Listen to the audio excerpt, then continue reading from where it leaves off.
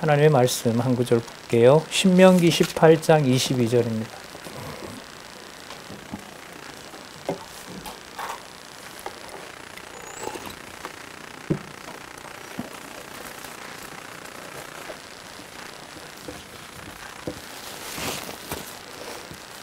신명기 18장 22절 우리 같이 한번 읽어볼까요? 시작. 만일 선지자가 있어서 여호와의 이름으로 말한 일에 증언도 없고 성취함도 없으면 이는 여호와의 말씀하신 것이 아니요 그 선지자가 방자히 한 말이니 너는 그를 두려워 말지니라. 네, 신명기 18장 22절 말씀 유명한 말씀이죠. 여러분들도 같이 보면서 공감하시겠지만 여호와의 말씀은 반드시 언약하신 대로 성취하신다는 말씀이 여기 들어 있습니다. 그러면서 성취되지 않는 일에 대해서는 어떤 말을 하더라도 방자히 말한 거니까 뭐 하지 말라? 두려워하지 말라. 그래서 제가 교회사 소개하면서 어떤 방자한 얘기를 하더라도 놀라시지 말라고. 좀 더 좁히면 AI 정보가 무섭잖아요. 이제는 지난번에 일본에 갔는데 일본에 애완용이 그렇게 많았다 그래요. 그리고 이제 그렇게 버려진 개도 그렇게 많은데 진짜 저는 한 마리도 못 봤거든요. 저 왜 없어졌냐 이러니까 안내하시는 분이 소니사에서 만든 230만 원짜리 강아지가 모든 것을 다 해결했기 때문에 페트가 필요가 없다. 친구 놀이도 해주고 와서 쓰다듬어도 주고 뭐 모르겠어요. 신체 접촉을 어느 정도까지 하는지 그렇게 하고 일어나면 혈당 체크해주고 오늘 메뉴 체크해주고 약속 시간 알려주고 보호사한테 자기가 연락을 해서 몇 시에 오라고도 알려주고 이제 그러기 때문에 다 없어졌다는 거예요. 그러니까 누가 누구의 종인가요? 이래 되면 할머니가 강아지의 주인인가요? 로봇 강아지가 할머니의 주인인가요? 예, 그런 상황인 거예요. 그러니까 이게 한마디로 뭘 말하냐면 정보가 가지고 있는 파워입니다. 또 예상되는 대로 GPU를 우리나라에서 엄청난 양을 받았잖아요. 원래 5천 장 5만 장 얘기했나? 그러다가 26만 장이 들어오는 바람에 그만큼 여러분들과 제 정보가 누군가에 의해서 다 통제될 수 있다는 거예요. 그게 좋은 의미에서는 관리인 거고요. 나쁜 의미에서는 지배당하는 거죠. 그 모든 게 이제 하나님 살아계신 증거로 우리가 이제 이해해 들어가야 될 텐데, 조금 전에 읽었던 말씀에 보면 선지자가 아무리 겁나는 얘기를 해도 그 방자하게 말한 거니까, 지멋대로 말한 거니까 뭐 하지 말라? 두려워 말라. 단 창세기, 출애굽기, 레위기, 민수기를 너희들이 공부할 때 이런 거죠. 전제는 창세기, 출애굽기, 레위기, 민수기 이게 신명기니까 신명기 이 말씀을 너희들이 그대로 손목에, 미간에, 그리고 들어가는 문 앞에, 들어오는 문 앞에 붙이고 여호와를 알 때에 가능하다. 그 말씀을 강조한 것이라고 봐요. 오늘 몇 번째 시간이 되나요? 한 4-5번째 시간이 될 텐데, 오늘은 제가 일단은 읽었던 책을 여러분들에게 소개를 드리면서 교회사의 내용들을 좀 살펴볼까 합니다. 뭐 수천 가지 사건이 있지만 그 사건 가지가지를 보는 것이 교회사의 의미는 전 아니라고 봐요. 그리고 또 전체 우리 교회사, 세계교회사 주제가 성경 권위 확립을 따라가는 길이기 때문에 거기에 초점을 맞추어서 저는 역사를 좀 선별할까 합니다. 저기 지금 39가 저게 지금 책 페이지거든요. 첫째 시간에 옥스퍼드 대학교 교회 사가인 맥클로크라는 사가가 있는데 3대째 목사 가문에서 자랐어요.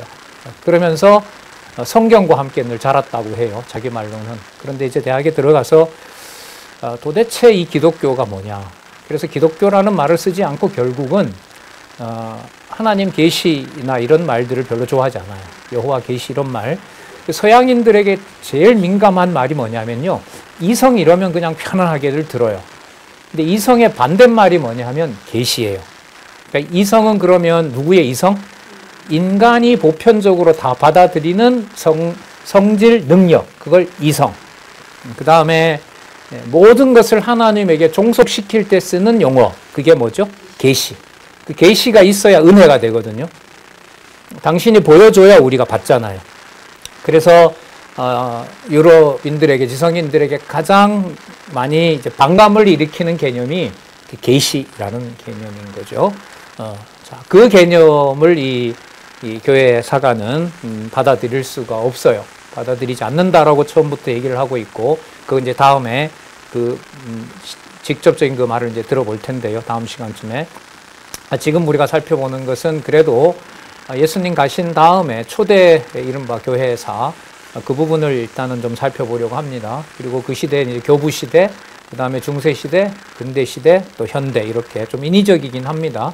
근데 이 저자는 3000년 기독교 역사라는 이상한 말을 쓰죠. 그 3000년은 예수님 오시기 1000년이니까 언제부터죠? 네, 다윗 시대거든요. 다윗부터 왕국이 만들어지잖아요. 통치 국가가 만들어지는 그때를 유대 문화가 확정되는 것으로 봅니다. 그러니까 유대 문화가 확정되기 때문에 기독교는 어떤 한 문화 가운데 하나로 보자는 거예요. 다시요. 3000년이라고 보는 이유는 다윗 왕 때 이스라엘이라는 국가가 세워집니다. 국가가 세워지면서 그 민족의 종교인 유대교, 이렇게 되는 거예요. 다른 여러 개 종교 가운데 어떤 종교? 유대교도 하나. 그래서 종교라는 말을 쓰지 세계 교회사라고 써도 그걸 계시 중심에 오직 성경의 바탕을 둔 하나님 주권, 이런 것하고는 거리가 멀어요. 그런데 이제 초점을 어디에나 맞추냐 하면 문화로서, 한 종교 문화의 예로서 자기가 본 서구 기독교, 그게 이 사람이 말하는 3000년 기독교 역사예요. 제가 세 권을 다 봤거든요. 권당 한 450에서 500페이지 되는데 1500페이지를 제가 다 봤어요. 어떤 군데 여러 번 보기도 하고. 그래서 이제 좀 준비를 하고 있었죠. 교회사를 어떻게 소개를 해야 되나. 어떤 한 권을 정하기가 진짜 어려워요. 교회 이게 역사 강의는요, 자기가 쓴 책도 자기가 잘 안 써요. 왜냐하면 이게 정답이다라고 할 수 없기 때문에.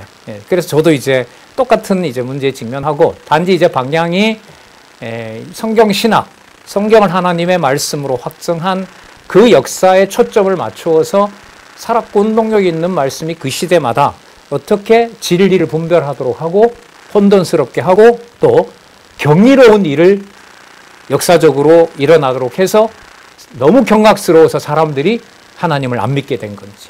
가장 근래의 일이 여러분 뭐냐면 홀로코스트예요. 600만 유대인 죽였던 사람. 그 속에 한국 사람도 있어요. 동양인도 있어요.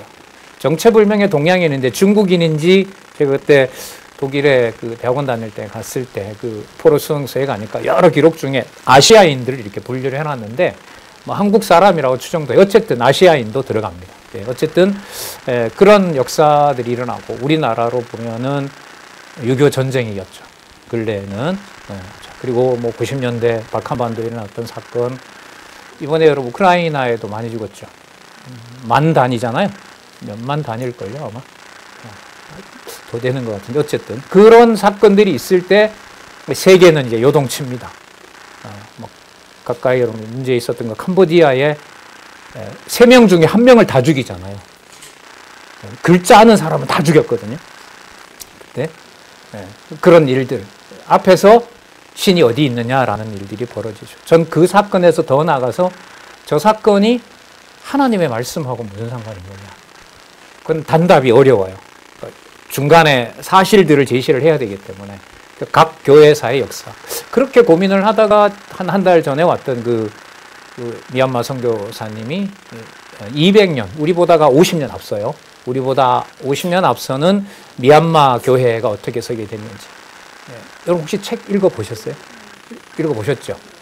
그 남편 허드슨이 그렇게 끌려다니면서 고문을 당하는데도 이 부인이 거기에서도 이 관심을 끊으면 안 된다 그러면서 베개 밑에다가 성경을 숨겨서 감옥 살이도 힘든 남편에게 보내버려요. 이거 관심 가지라고. 그 여자 죄송합니다. 사모님이잖아요. 진짜 그렇게 하면서 미얀마 성경이 번역이 됐어요. 참 감동을 많이 받았거든요. 그 팩트겠죠, 역사적 사실. 예를 들면 그런 이제 초점을 맞추려고 하는 거죠.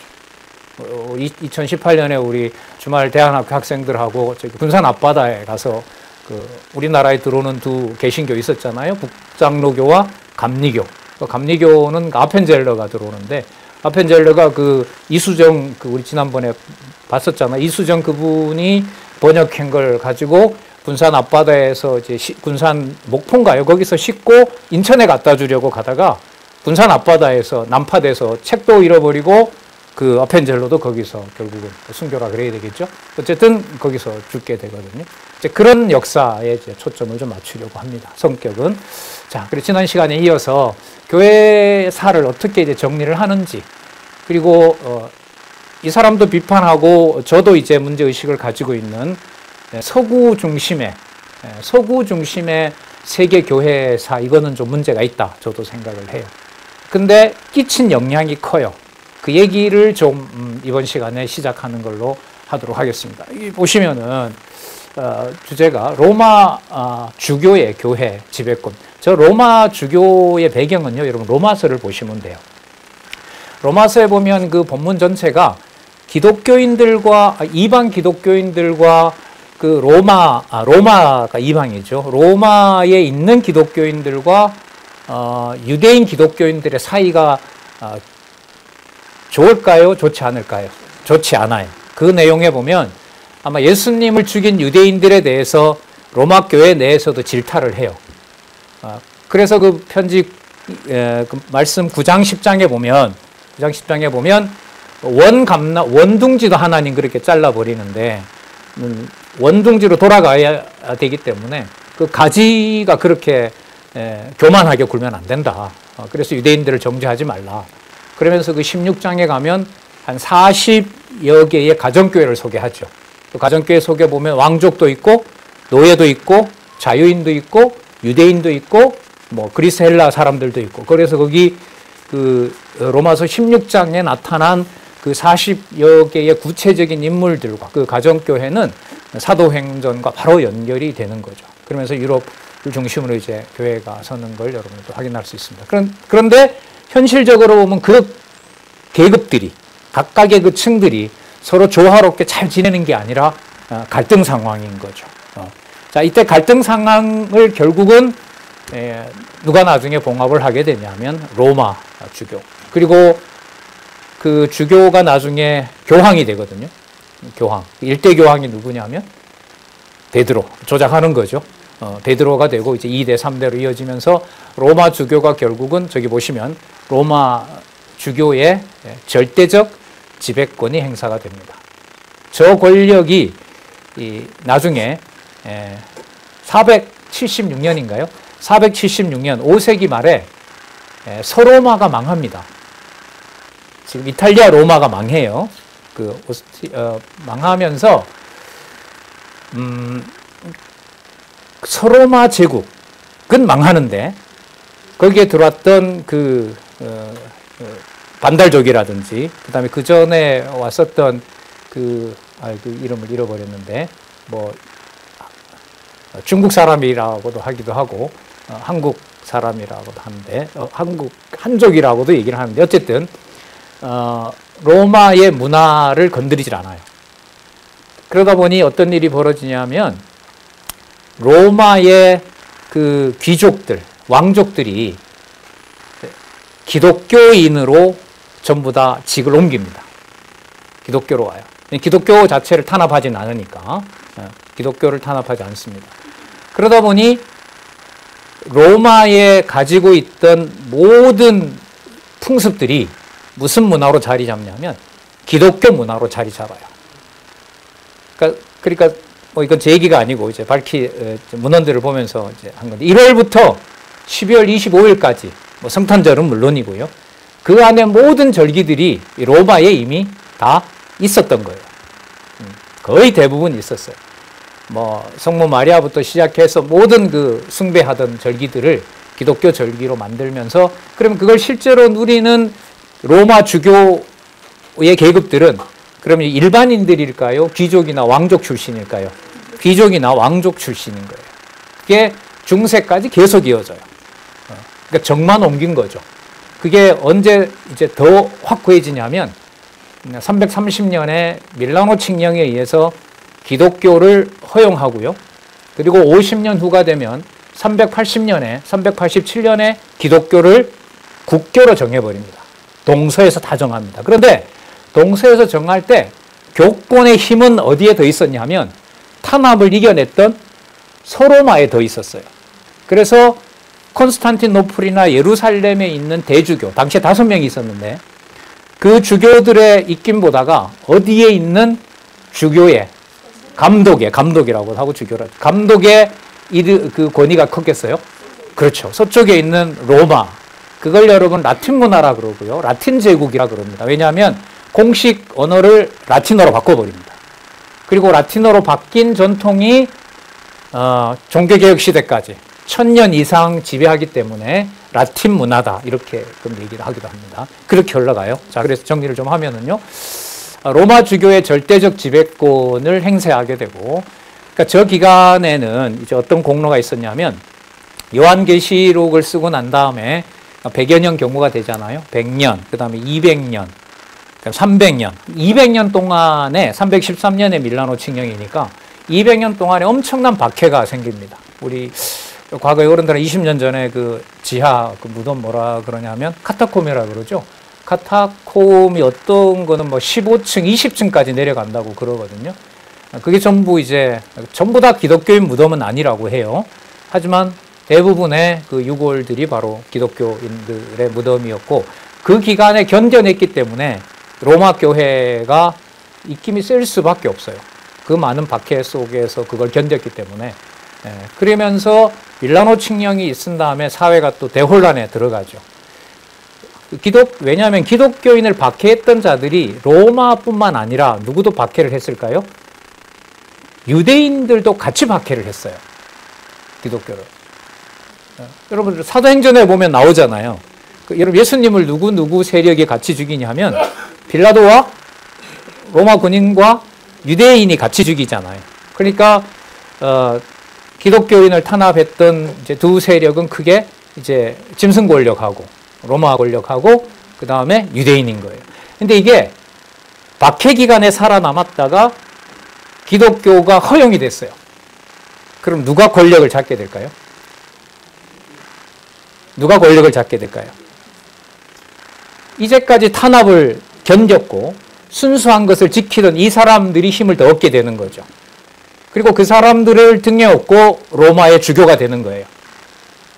그리고 그 외부인들의 침략에도 견뎌냈던 로마, 하지만 로마 제국은 붕괴되었지만 로마의 베드로를 자기네들이 만든 베드로를 초대 감독으로, 옛날 교황제도나 500년경에 생기기 때문에 초대 감독으로 했던 그 전통이 기독교가 공인이 됐을 때는 엄청난 이제 권력이 되는 거죠. 그리고 아시지만 그게 나중에 성지가 되고 반드시 로마로 갔다 와야 되고 이런 이제 중세 로만 카톨릭의 그게 이제 형성이 되거든요. 그래서 여기 보시면 서방 라틴 교회 중심의 교회 지배 체제가 확립이 됩니다. 대박해 이후에. 자, 그 다음에 387년이죠. 기독교가 뭐가 되냐면 국교가 됩니다. 국교가 되면서 정치, 경제, 문화 모든 일체 일들을 황제가 누구의 이름으로? 신의 이름으로, 그리스도의 이름으로 통치하던 체제를 뭐라 부르냐면 크리스텐둠이라 그럽니다. 제가 이거 몇 번 말씀을 드렸죠. 발표도 하고 크리스텐둠입니다. 적어도 저 체제가 언제까지 가냐 하면 길게 보면 시간으로 보면 그 종교개혁이라고 보는데, 비판하는 사람들은 제가 봤던 책은 종교개혁 때도 권력을 가진 교권이 놓지를 않고 그걸 계속해서 행사했다는 거예요. 예를 들면 칼빈도 셀베투스를 죽이는 일에 권위를 가지고 인정을 해줬고, 스위스 개혁교회나 그 다음에 루터나 그 다음에 제네바에 있었던 바로 개혁교회가 공식적으로 사람들의 생명을 없애는 일에, 자기네들 기준의 이단자들을 처벌하는 일에 여전히 중세처럼 권력을 휘둘렀다는 거죠. 그래서 비판하는 사람들은 근대에 중세에 사용했던 화형대가 종교개혁 시대에는 밧줄로 바뀌었을 뿐이다. 밧줄은 이제 무슨 형? 교수형 있죠. 그러니까 화형대가 교수형으로 바뀌었을 뿐이지 서구인들에 의해서 종교개혁 세력들도 너무나 많은 자기네들 기준에 맞지 않는 자들을 가톨릭처럼 죽였다는 거죠. 그래서 미국은 좀 덜하지만 유럽에 가서 장로교라는 명함은 꺼내기가 힘듭니다. 사실 우리 문화에 장로교라고 하는 게 익숙하지만 유럽 문화에서는 그렇게 쉬운 개념은 사실상 아닙니다. 자, 그래서 두 번째 보면 로마 주교는 파파, 즉 교황이 되고요. 4세기경 황제들이 서로마를 포기하기 시작합니다. 313년 이 기독교가 공인이 되잖아요. 그리고 서쪽에서부터 이쪽에 발칸반도 동유럽 쪽을 전부 포용을 해주면서 기독교를 공인하면서 그쪽은 어느 정도 마무리됐다고 보고 콘스탄티노플에다가 도읍을 옮기잖아요. 콘스탄티누스가. 그러면서 이제 동로마 제국 시대가 시작이 되죠. 세 번째 보면 로마 제국의 후예로 자청하는 동방 정교의 중심의 종파가 있어요. 자, 이거는 제가 책을 보면서 또 한번 생각해 보게 된 건데 러시아, 우크라이나의 종교가 혹시 뭔지 아세요? 카톨릭일까요? 아니에요. 카톨릭이 아니에요. 동방 정교회예요. 장로님 맞아요. 동방 정교회입니다. 그리고 러시아가 공산화되면서 1917년에 볼세비키 혁명에 의해서 그 권력을 잡고 난 다음에 엄청나게 탄압을 하죠. 그런데도 그 동방정교회가 살아남습니다. 그리고 1987년 그 머리에 이렇게 세계 지도 그려 있는 고르바초프라는 그 유명한 분요. 그분이 그 경제, 민주화 그걸 개방하는 페레스트로이카를 하면서 그때부터 이제 풀리게 되죠. 한 60년 억압을 받다가 지금 그래서 우크라이나 러시아 전쟁할 때 러시아 정교회 총 그 감독이 반대했을까요? 허락했을까요? 아니에요. 허락했어요. 그 반대하면 전쟁이 일어나기 힘듭니다. 동원령이 힘들어요. 그래서 그 러시아 전쟁이 일어날 때 제가 유심히 봤어요. 제가 독일의 그 역사를 알고 있기 때문에 독일의 나치가 그 전쟁을 일으킬 때 동원령을 내릴 때 기독교인들이 지식인들이 어떻게 했는지 제가 그걸 알고 있었기 때문에 그 칼바르트는 거기에 반대를 했거든요. 그래 그 독일 기독교 연맹 하는 것처럼 이번에 어떤 일이 벌어질까라고 봤는데 총대주교가 성전으로 정의합니다. 네. 우크라이나도 뭐라고 하면서 할까요? 우리 성전이다. 거룩한 전쟁이다. 제가 볼 땐 너무 참 하나님의 깊은 섭리가 어디까지 나중에 더 해석돼야 될지 모르겠지만 뭐 요즘 들려오는 만약에 종전된다면 러시아는 재건일을 자기네의 적이 됐던 서유럽에 맡길 일은 없죠. 주위에 있었던 우크라이나 주위에 있었던 나라들이 러시아를 도왔어요, 안 도왔어요? 도왔지 않았죠. 도운 나라는 어디죠? 북한. 군인을 직접 보냈던 북한인데 북한이 건설할 능력이 있을까요, 없을까요? 없어요. 그러면 어디냐? 한국인 거죠. 한국에 맡길 수밖에 없다. 우크라이나 같은 경우에는 지원했던 서유럽 국가들. 하지만 그들이 가지고 있는 것도 한계가 있기 때문에 한국 이러면 우리는 뭐가 들어가는 걸로 바로 연결하면 돼요. 앞으로 우리가 세계교회사 연결할 때 한국 이래 나오면 뭐하고 연결시키면 돼요. 더 바이블 티알로지인 거예요. 아셨죠? 성경 신학. 제가 많이 놀라고 있습니다. 차츰 제가 보고를 드릴 텐데 우리 한 7, 8년 전에 여기 왔던 또 우리 원로 목사님 아시는 바로 그분이 교재를 거기서 이렇게 번역해서 사용하고 있다고 하고 있고요. 성경 개론부터 시작해서 성경 강론집 중국어로 지금 번역이 되고 있고 그렇게 해서 곳곳에 일어나는 어떤 그런 일들이 저는 성경 권위와 연관이 된다 이렇게 생각하고 지금 이 방향으로 쓰고 있어요. 자, 세 번째 한번 볼까요? 로마 제국의 후예로 자청하는 동방정교회 이게 동방정교회인데 저 동방정교회가 러시아의 국교가 되거든요. 공산화되기 전에 공산화되기 전에 여러분 상트페테르부르크라는 데 들어보셨어요? 못 들어보셨구나. 예. 그게 러시아의 가장 큰 서쪽인데 핀란드 바로 위에 있어요. 거기에 모스크바에 있던 궁전을 지금은 모스크바로 갔지만 그 왕이 거기로 수도를 옮깁니다. 왜 거기로 옮기느냐? 서유럽과 그 대서양, 태평양을 점령하기 위해서 옮깁니다. 그래서 엄청난 도시를 그 상트페테르부르크에다가 세우게 되죠. 그리고 그때 국교가 뭐냐면 바로 동방정교회입니다. 예. 그러니까 어떻게 되냐면 서로마 제국의 국가 종교는 로만 가톨릭이 되는 거고요.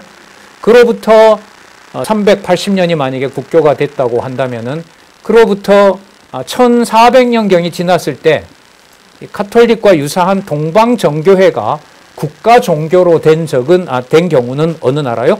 러시아. 지금은 러시아라고 하지만 당시에는 이제 지금은 소련이라고 하지만 당시는 그 무슨 제국인가요? 하여튼 그 제국 이름으로 이렇게 국교가 된 적이 있죠. 거기에 초점을 맞춰요. 이 저자가 보니까.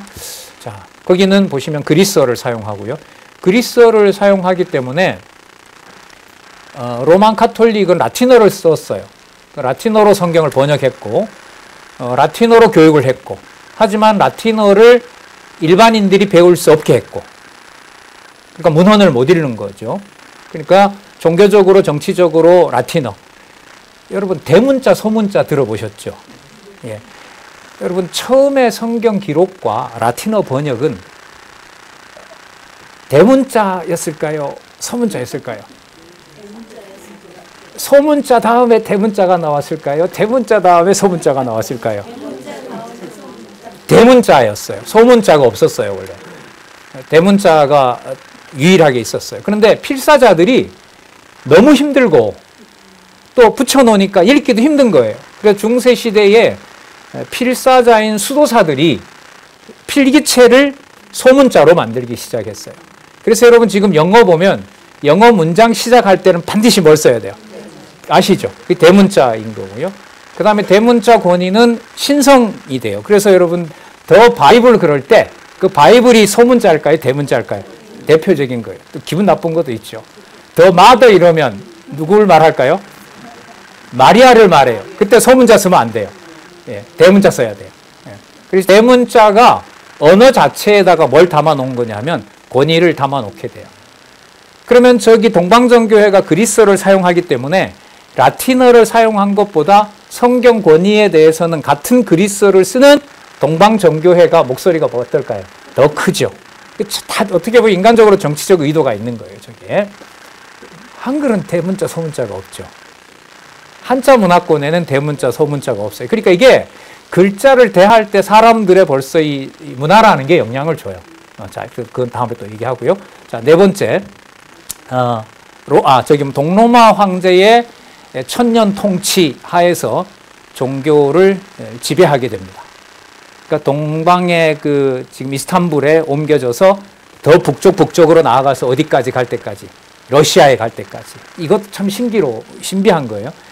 그 러시아에 갔던 동로마 제국에 있었던 저기 동방정교회가 우리나라가 망할 때 러시아 공관이 서울에 있었잖아요. 뭐 역사적으로 아간파천 사건이라 그러는데 그때 이제 고종이나 명성황후가 원래는 러시아에 이렇게 숨으려고 했었어요. 러시아에 난이 일어나고 그랬을 때. 그런데 그걸 일본이 막았단 말이죠. 근데 보면 러시아가 만약에 일제시대 때 이렇게 지배를 했다면 뭐가 들어왔을까요? 동방정교회가 들어왔어요. 되게 재밌어요. 그 동방정교회가 들어올 수 없는 게 일본이 러일 전쟁에서 이겼잖아요. 그리고 우리도 모르는 사이에 일본하고 미국이 밀약을 맺죠. 데프트 카스트 조약이라고. 조약의 내용이 뭐냐면 필리핀은 미국이 갖는다. 조선은 일본을 준다. 그게 우리도 모르는 그 밀약이 맺어지잖아요. 그래서 미국의 선교사들이 자유롭게 활동하면서 이제 인도, 북장로교, 남종로교 이렇게 해서 이제 우리나라에 들어오게 돼요. 하여튼 그런 게 있어요. 자, 그 다음에 주 330년은 기독교 공인 이후에 1453년이 뭐냐면 이스탄불에 있었던 동로마 제국이 망하는 해예요. 동로마 제국이 망합니다. 그 무슬림에게 망하죠. 그런데 1453년이 우리에게 유의미한 건 뭐냐 하면, 그쵸, 유의미하다고 해야겠죠.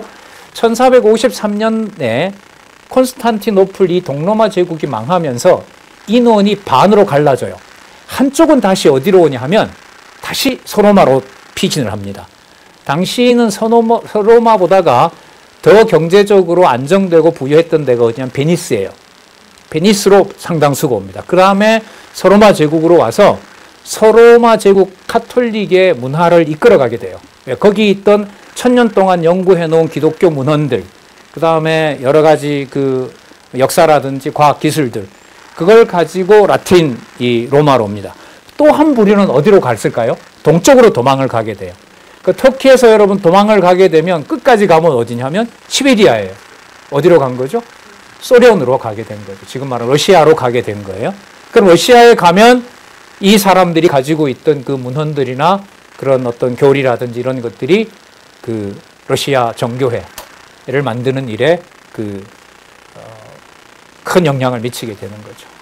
자, 그래서 네 번째요. 이 종파의 성지. 예, 고맙습니다.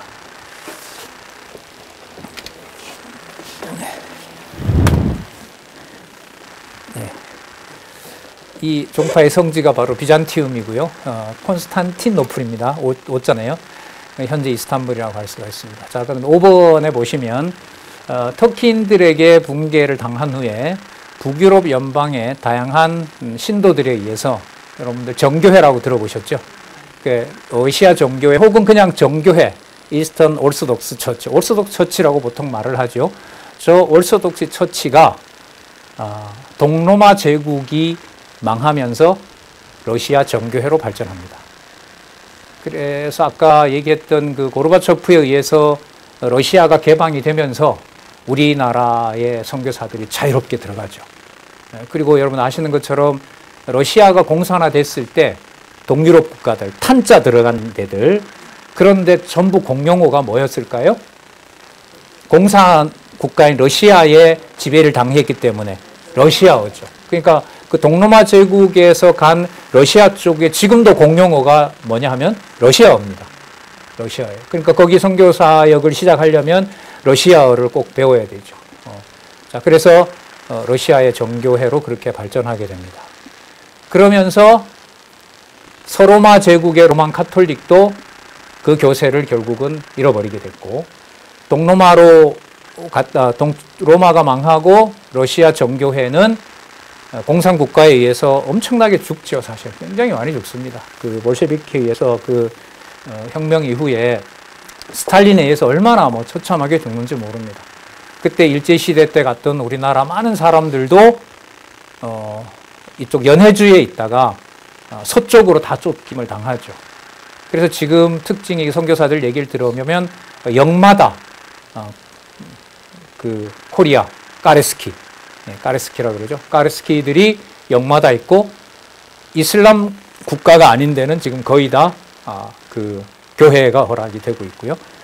20, 30년 전에 갔던 그 선교사님들은 대학을 하는 분도 있고 평원을 하는 분도 있고 그런 분들 이제 총회에서 이제 만나기도 했었습니다. 어쨌든 동쪽은 동쪽대로 망하면서 서구에는 아시는 것처럼 종교개혁이 일어났고 동방정교회 같은 경우에는 종교개혁과 같은 일은 일어나지 않았지만 공산혁명으로 러시아 정교회가 탄압을 받고 그게 해방이 되면서 여러분 러시아에도 한국의 이단들이 안 들어간 게 없거든요. 그야말로 종교 시장이 되어 있는 그런 상황이라고 할 수 있습니다. 그 다음 보도록 하겠습니다. 자, 여기에서 기독교 경전으로서 성경의 중요성을 한번 보도록 하겠습니다. 이것도 이제 이 맥클로크가 종교로서 기독교를 볼 때 자기 나름 자기 기준에서, 자기는 객관적이라고 하겠죠. 자기 기준에서 성경을 어떻게 보느냐라는 내용들을 좀 모아봤어요. 거기 있는 내용들이거든요. 자, 여기 보시면 자기를 이렇게 소개해요. 나는 3대째 목회자 가문에서 자랐으며 성경과 함께 자랐다. 이렇게 이제 쓰거든요. 제가 봤을 땐 살았고 운동력이 있는 말씀이 맥클로크를 감동을 못 시킨 거죠. 그리고 자기에게 궁금한 수백만의 사람들이 왜 이걸 믿느냐라는 게 이 사람의 문제의식이었던 거고, 그래서 교회 역사를 쓰게 됐다고 할 수가 있죠. 자, 1 볼까요? 성경은 이렇게 얘기를 합니다. 하나님과의 오래된 만남을 기록하는 기록물이다. 기술하는 기록물이다.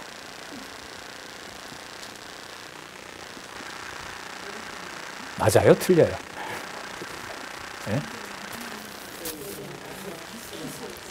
하나님과의 오래된 만남이 나와요? 안 나와요? 오래된 게 나오잖아요. 창세전. 이게 뭐냐면, 만약에 저걸 개혁주의 신학자가 썼다고 하면, 창조부터 이렇게 시작했을 거예요. 그걸 이제 학문적으로 누구라도 받아들일 수 있는 보편적인 용어로 바꾸는 거죠.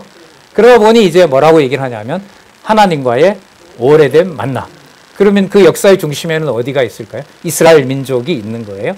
그 이스라엘 민족을 통해서 전해진, 그리고 그걸 기술하는 그 기록물이다. 표면적으로 보면 기록해 놓은, 만약에 성경 신학자 같으면 계시 기록물, 이렇게 특별 계시 기록 이렇게 얘기를 하겠죠.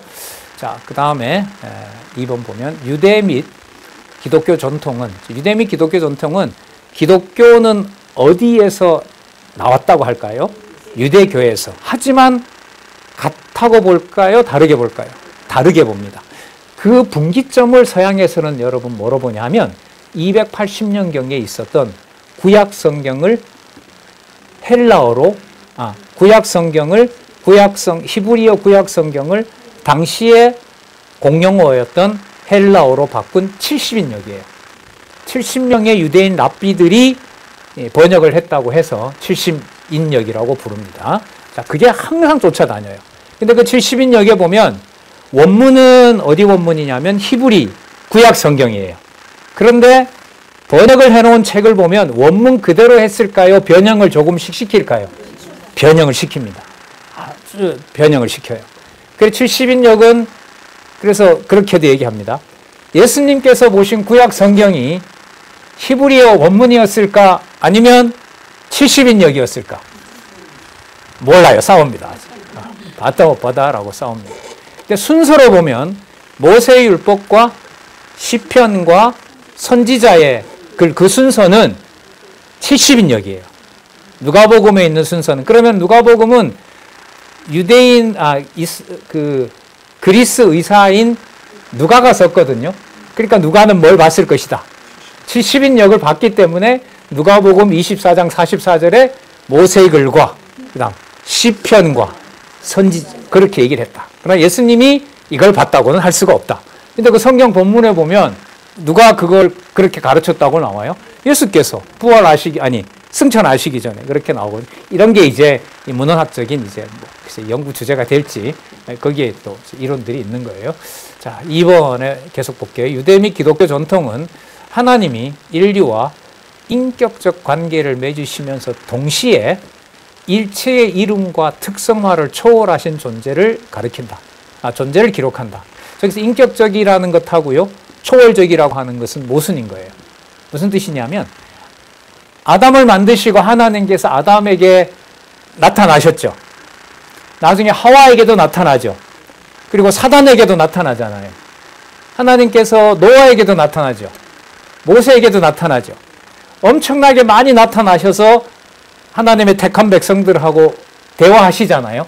그걸 뭐라 부르냐면 인격적 관계라 그래요. 직접 나타나서 이야기하는 것을 인격적 관계라 그래요. 이것도 재밌는데 여러분 지금 하나님 이런 맥락에서 하나님과 저희들은 인격적 관계인가요? 이래 되면 이제 큰일 나는 거예요 이게.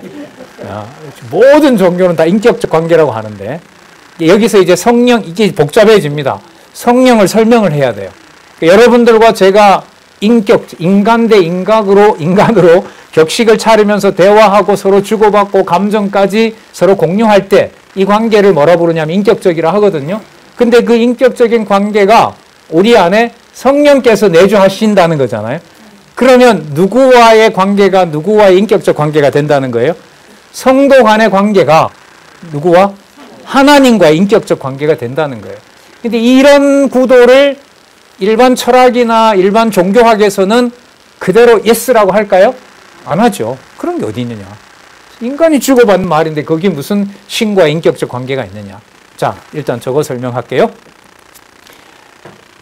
인격적 관계를 맺으면서 아브라함 찾아와서 얘기하고 뭐하고 하면서 자, 그 다음에 동시에 일체의 이름과 특성화를 초월한다. 여러분 저 말이 무슨 뜻이냐면은 10계명의 제일 계명이 뭐죠? 나 외에 다른 신을 두지 말라. 두 번째, 너를 위하여 우상을 만들지 말라. 그러니까 하나님, 여호와 하나님은 자기의 이름을 형상으로 바꾸는 일을 허락합니까? 가만두지 않습니까? 진짜 가만두지 않죠. 진짜 가만두지 않아요. 절대로 이거는 뭐 하나님 바로 그냥 나라를 망하게 해버릴 정도로. 자, 그러면 인격적인 관계로 만나시지만 다른 것을, 다른 피조물과 다른 피조물을 인간의 모양대로 만드는 것은 허락해야 하네요. 하나님의 모습을 인간의 형상이나 다른 것으로 만드는 걸 하나님이 허락해야 하네요. 본인은 인간에게 뭐 하면서? 본인은 하나님은 우리에게 나타나면서 당신을 오래 기억하려고 뭔가를 만들어 놓는 거는 허락해야 하네요. 아니, 이걸 이제 맥클로키는 이 고민인 거죠. 네. 본인은 나타나면서 인간에게 준 능력을 가지고 본인을 기억하기 위해서 뭔가 만드는 것은 절대 허락을 안 해. 그러니까 인격적이면서 초월적이다라는 말은 어떤 거다? 모순이다. 본인은 나타나면서 말이지. 인간들에게는 어떤 것도 만들지 말라고 한단 말이에요. 뭐까지? 여러분 레위기서에 보면 하나님의 형상을 옆 동네에 있는 우상처럼 만들자라고 말하면 부인이든 자식이든 아비든 전부 뭐하라 그래요? 네. 돌로 네가 먼저 때리고 그리고 같이 돌로 쳐 죽이라고 얘기를 합니다. 신명기서에 보면. 저녁에 이제 피곤해서 왔는데 일하다 이제 남편이 왔어요. 그 부인 보고 오늘 낮에 뭐 했어요? 그러니까 옆 동네 놀러 갔는데 그 사람들 참 그 만들어 놓고 섬기는 게 좋더라. 이러면 일어나서 뭐 해야 돼요? 나와. 그러니까 뭘 허락하지 않아요? 당신의 존재를 어떤 형상으로 만드는 것을 절대로 허락하지 않는다는 거예요. 여러분 그렇게 해서 예루살렘이 망했잖아요. 이 두 가지를 이렇게 모순된 이 신을 어떻게 수백만이 믿냐는 거예요, 이 사람은. 이런 거 궁금하세요, 안 하세요? 예? 하시면은 공부하시면 되고요. 그 필요 없다 이러면 안 하면 돼요. 근데 이 사람은 제가 보니까 안 할 수가 없어요. 3대째 성경과 함께 자랐기 때문에 이걸 어떤 관점이나 시각이 없으면 이걸 덮어놓고 살 수가 없는 거예요. 역사 공부를 할 때는 이 성경 계시관이 투명하지 않으면 무너질 확률이 많습니다. 자, 좀 볼게요. 세 번째, 그래서입니다. 그래서 성경은 내재와 초월의 경계를 모두 벗어난 기록이며, 이 말은 약간 의미가 있어요. 이게 인격적이냐 초월적이냐라는 두 가지는 선택할 수가 없다는 거예요. 이게 모순이니까. 본인은 나타나면서 뭐는 만들지 말라? 형상은 만들지 말라. 이게 모순이라는 거예요. 자, 그러면 성경은 바로 뭐냐? 내재적인 것, 인간과 관련된 것 하나 있고 초월은 인간을 떠난 게 있단 말이죠. 자, 그러면 내재와 초월의 경계를 모두 벗어난 기록이다. 그럼 저걸 개혁신학자들이 갖다가 쓰게 되면 성경은 절대 진리이다 이렇게 쓸 거거든요. 뭐와 뭐를 벗어난다고 하니까 내재와 초월의 경계를 넘어서니까. 그럼 저건 절대여야 되거든요. 예. 자, 벗어난 기록이며 그 자체 모순처럼 보인다. 자, 그래서 이 사람이 성경을 이렇게 정의를 내립니다. 성경은 무엇이며 역설이라는 말은 누구 이해로 담을 수가 없다. 저건 여러분 임마누엘 칸트라는 계몽주의 철학자의 유명한 명제이기도 하죠. 절대로 사물 그 자체는 본질은 언어로 규정할 수가 없다. 따라서 성경은 바로 예수님의 도덕적 교훈을 빼고는 전부 그거는 허구적인 상상의 산물이다. 이렇게 하는 것하고 똑같아요. 자, 성경은 역설이며 서술할 수 없는 것을 서술하려는 충동의 결과다. 예. 여러분, 저 사람 말이 아니라 칸트 이후에 서구 교회가 급격하게 무너지는 10명의 신자들 중에 9명이 떠나게 되는 일로 서구 역사는 그렇게 진행이 됩니다. 예. 창세기부터 계시록까지 논리적으로 확증을 할 수 없으면 저거는 뭐 어디에도 일어나는 일입니다. 표면적으로 쓰는 거죠. 그러니까 저 말도 인용을 저는 써먹을 수가 있어요. 서술할 수 없는 것을 서술하려는 충동이기 때문에 창세기부터 인간적인 기준과 텍스트 해석 방식을 가지고는 창세기 1장 1절부터 읽어갈 수가 없다. 맥클로크에 의하면. 그리고 저 말을 여러분 누가 했냐면 니체가 했어요. 난 진짜 기독교인들이 이해가 안 된다.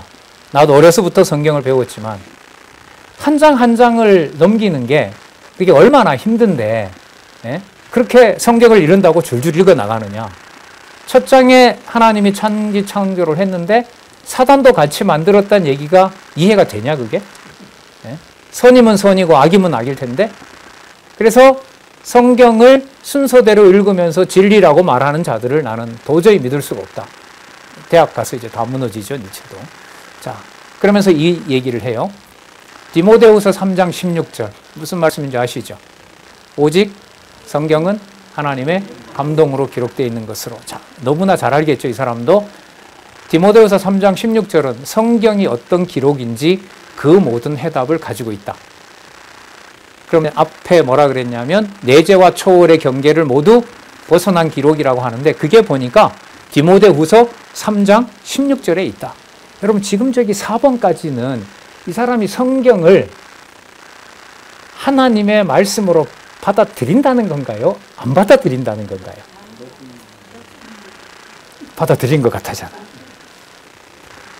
그러니까 이게 역사가의 그 스탠스인 거죠. 그 개인 신앙, 그러니까 이런 사람들 입장에서는 개인 신앙 그래 너 마음대로 해라. 하지만 그걸 보편적인 언어로 나타낼 때에는 그게 사람들과 소통이 되질 않는다. 그런데 기독교는 아까 크리스텐둠이라 그랬죠. 정치, 경제, 문화 모든 것을 교육까지 억압을 하면서 그걸 사람들에게 강요해 왔다라고 얘기를 하고 있는 겁니다. 지금 유럽, 지난번에 여러분 최기환 교수님 그 강의도 들었겠지만 유럽 청년들이 지금 거의 믿지 않잖아요. 90% 이상 지금 넘어가고 있는데 너 왜 교회 안 다니냐 이러면 첫 번째 말이 뭐라고 했는지 기억나세요? 나는 태어나서 내가 믿는 우리 부모가 믿는 여호와를 나는 인정한 적이 한 번도 없다 이때까지. 근데 왜 내가 나가야 되느냐 이건 거죠. 그러면 그 말은 저희들에게 어떻게 들리냐면 그 하나님이 누군지를 그 사도행전 17장에 있는 대로 알지 못하는 신이 누군지를 뭐 한다? 알려주겠다. 알려주겠다. 그렇게 이제 선교로 쓸 수가 있는 거겠죠. 자, 특징을 하나 얘기를 합니다. 5번에 보면 요나서와 욥기는 역사성을 주장하지 않으며 그러니까 여러분 요나서 같은 경우에 보면 어떤 당시의 역사적 사실을 쭉 설명하는 부분보다가 주로 이제 인간적으로 보면 누가 주어가 돼서 요나가 주어가 돼서 자기의 어떤 그 심경과 신과의 어떤 인격적인 관계 속에서 갈등하고 결국은 자기 분풀이에 못 이겨서 막 화를 내고 하는 이제 그런 기록으로 되어 있잖아요. 자, 욥기라는 인물 자체가 이스라엘 사람이에요, 아니에요? 아니죠. 이방인이란 말이죠. 에돔 족속이란 말이에요. 그리고 에돔 족속이 시가서에 처음으로 들어와 있는 거 저것도 제가 아직 시원한 글을 읽지를 못했어요. 유대인들에게는 좀 난감한 책이기도 하죠. 욥기 같은 경우에 아브라함서 이러면 참 좋은데 그렇지 않고 욥기 이렇게 나와 있으니까. 자, 요나서와 욥기는 역사성을 주장하지 않으며 예언서는 자기 전통을 비판하는가 하면 예언서 여러분 이사야부터 시작해서 말라기까지 이 성경 신학에서 우리 개론 구조로 보면 양분되어 있죠. 한쪽은 뭐? 절반은 패망, 절반은 회복. 그러면 이사야 66장 가운데 1장에서부터 39장까지 절반이 넘어요. 이사야서 같은 경우 1장에서부터 39장이 이스라엘, 북이스라엘, 남쪽 유다에 대해서 때리는 내용이고 망한다는 내용이죠. 그러니까 저기 보면 예언서는 자기 전통을 뭐 한다? 비판해요. 그러니까 선민이라고 그랬는데 그 민족의 선지자가 나타나서 다른 민족을 때리는 게 아니라 자기 민족이 망한다고 얘기하는 거야. 그리고 무슨 대체할 다른 민족이 있는 것도 아니고 예루살렘 성전까지 시작해서 전부 망한다라고 얘기를 하는 거예요. 자, 그런데 그 사람은 선지서를 어떻게 보느냐 하면 서구에 있는 이 신학자들이, 성경 신학자들이 선지서를 보는 게 정치적인 것하고 주로 관계가 돼요. 그러니까 그 국가에 대해서 선지자들이 비판하기 때문에 사회 정의라든지 국가가 바로 서야 된다라는 쪽에 맞춰서 설명을 많이, 이 사람도 그걸 말하는 것 같아요. 예언서는 자기 전통을 비판하는가 하면 성경에 기초하여 어떻게 살아야 하는지의 지침을 제공한다. 그러니까 이게 다윗 이후에 그 나라가 무너진다라는 얘기를 이제 맥클로크 같은 경우에는 성경의 기초에서 어떻게 살아야 되는지에 대해 국가는 이렇게 해야 되고 지도자는 이렇게 해야 되고 제사장은 이렇게 해야 되고 그렇지 않으면 나라가 망하고 그런 관점에서 뭐 요나서라든지 시편이라든지 이런 부분에 대해서 해석을 한 것 같아요. 자, 그 다음 좀 더 볼까요?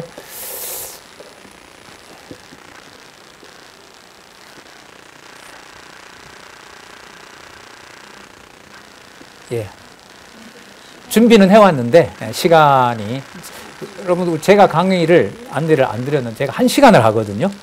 50분이 아니고 원래 1시 반부터 2시 반까지인데 준비는 해왔어요. 근데 다음에 여기 이제 성경 해석이 종파 분열로 이어지는 얘기를 다음에 하도록 하겠습니다. 혹시 여러분 질문 있으면 하시고요. 없으면 다음 시간에 저기서부터 하도록 하겠습니다. 수고하셨습니다. 기도하겠습니다. 하나님 아버지, 말씀의 권위를 통해서 그 진리의 말씀을 문자로 받는 것이 아니라 살아계신 하나님의 말씀으로 이해하고 받아들이게 하는 것과 그렇지 않는 경우가 어떤 것인지 한 역사가의 고민과 또 고뇌를 통해서 잠시 살펴봤습니다. 원하옵나니 우리에게 주신 귀한 하나님의 말씀, 이 절대 진리, 절대 가치, 이 진리의 말씀을 우리의 매 삶 가운데 그 말씀의 능력을 깨닫게 하여 주시고 우리가 먹고 마시는 또 우리가 경험하는 모든 사건들의 그 힘이 우리가 듣고 깨달은 이 하나님 말씀에서 견고히 설 수 있고 또 의미가 될 수 있다는 사실을 다시 한번 확인하도록 해주셨습니다.